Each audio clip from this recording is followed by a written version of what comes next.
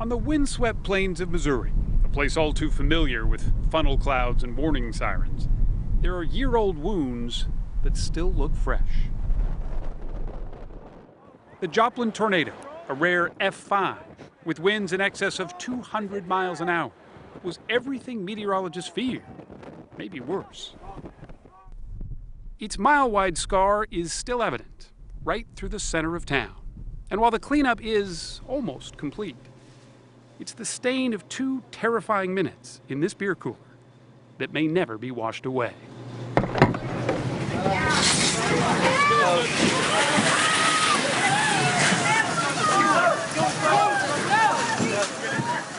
You still think about it? The tornado? Almost every day. Front door used to be right over there where the wall... Ruben Carter was working at a fast strip gas station in Joplin.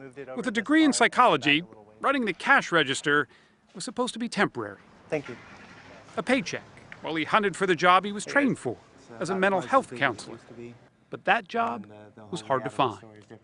I did get kind of frustrated. I was like, why am I still here? Why can't I find a place to work that uses my skills? And then when the tornado hit, that gave me a reason as to why I was still there.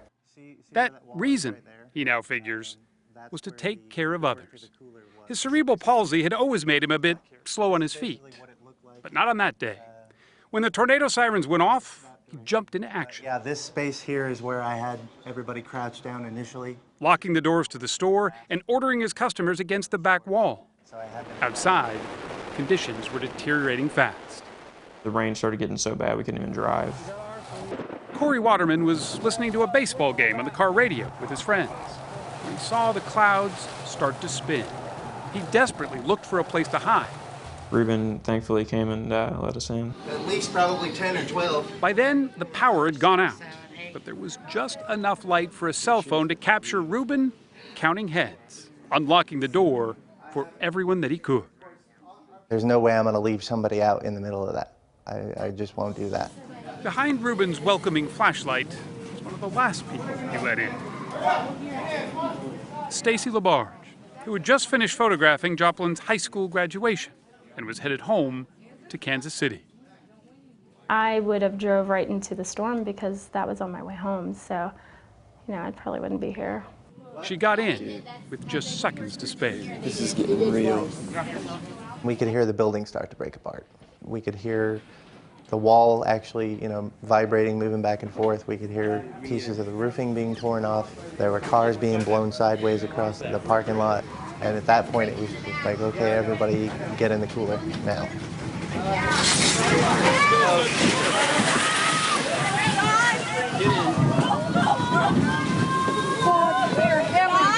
We just rushed in that cooler and, I don't think we had time to think.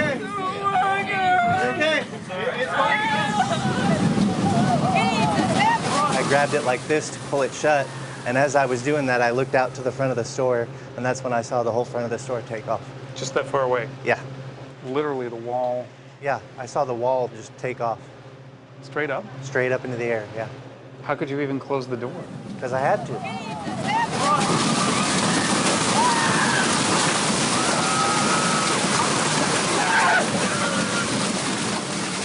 Inside, 25 souls held on for their lives. The noise was more terrifying than the wind. I love everyone, man. Yeah. Strangers drawn together like family. Okay. I love you. And in that moment, they were. Did you think you were going to make it? No. You didn't? No. I actually thought I was going to die.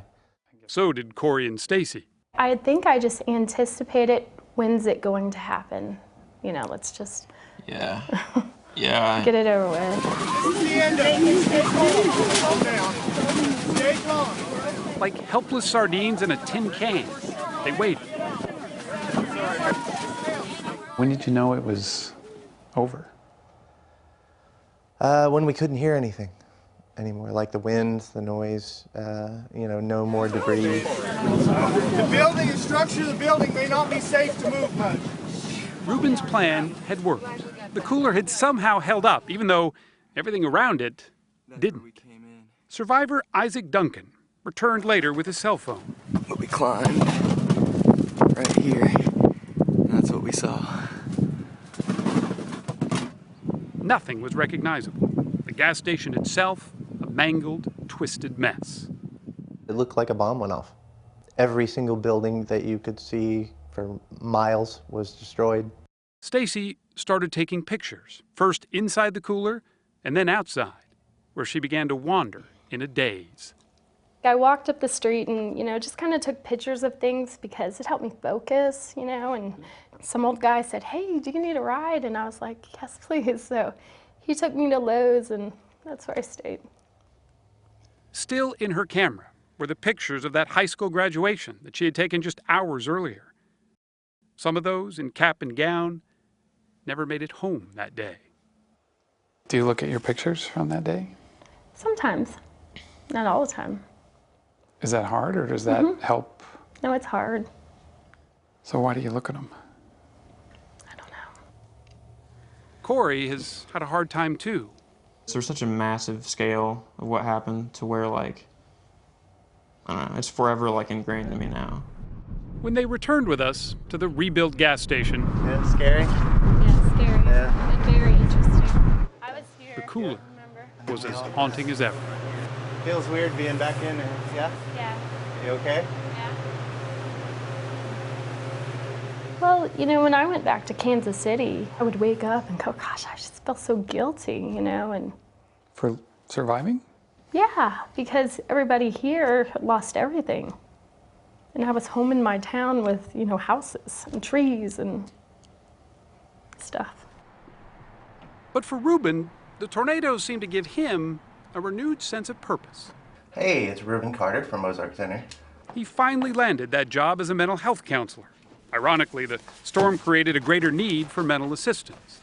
I've got a client change of status that I need to work on here. His new boss, Lisa Badgley, said Ruben was the perfect fit. I think he just has a good warmth about him. He's a natural at it? Oh, yes, definitely. He's a natural. Okay, 1 o'clock. I will do that. Ruben even started applying to doctoral programs. It all looked as if there was a silver lining in those storm clouds after all. It's like a fresh start. It's like a reboot of my life. So, and it all started the day of the tornado. But in the 2 months since we met Ruben, we found out his reboot hasn't worked. He lost that counseling job, the one he'd worked so hard to find. I don't know what's next. He's been diagnosed This is the big question. with post-traumatic stress disorder. Where to go from here, But it was debilitating. Yeah, horribly. I couldn't move, I couldn't get out of bed. I was just like, what am I gonna do? Just like Joplin's landscape, Ruben is still scarred too. It's not just a, instantaneous thing like, oh, I've dealt with this and I'm fine now and that, I will have no problems for, from now on. My text. What he clings to now is the family of strangers who he says are the only ones who really understand what cheating death feels like. Stay out of trouble. I'll try. All right. You stay out of trouble. Oh, I will. Like so many in this storm-battered town, he's a miracle survivor, still fighting to survive. I still have a lot of things that I feel like I need to do, and I'm not done yet. So I'm going to keep going and do the best I can.